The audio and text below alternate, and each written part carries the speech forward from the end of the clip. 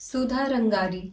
गुरुदेव पूजा के प्रारंभ में और पूजा पूरा होने के बाद कौन सा मंत्र बोलकर पूजा से उठना चाहिए, कृपया मार्गदर्शन करें। नहीं, गणपति उससे शुरू कर लीजिए और बाकी तो फिर आपके जो बाकी संकल्प हैं और चीज़ें हैं उससे करें। ऐसा कोई निश्चित मंत्र नहीं है कि इससे प्रारंभ करेंगे और इससे क्लोज करेंगे, क्योंकि पूजा प्रार्थना कभी क्लोज नहीं होती। औपचारिकताओं में और कृत्रिम आवरणों से बचिए। पूजा पाठ को अपनी दिनचर्या की एक सहज स्फूर्त व्यवस्था बनाइए, एक अपने स्वभाव का हिस्सा बनाइए। बड़ी सहजता पूर्वक, बहुत भावपूर्ण रूप से, बहुत सरल और आसान तरीके से परमात्मा को वासित कीजिए। इतना प्रेशर खोपड़ी पर मत बैठा लीजिए कि एक एक चीज़ में मंत्र को खोज।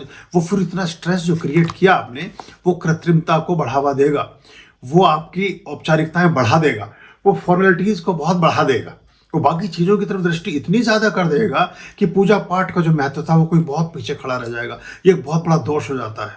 बहुत सारे लोगों को मैं देखता हूँ, साधकों को, उनकी सीढ़ी बस यहीं अटक जाती है, इसी से छलांग नहीं ले पाते वो, कि वो औपचारिकताओं का आवरण इतना अधिक कर लेते हैं, इतनी अतिशयता में, कि जो उसका मूल तत्व था 20% रह जाता है और औपचारिकता 80% हो जाती है।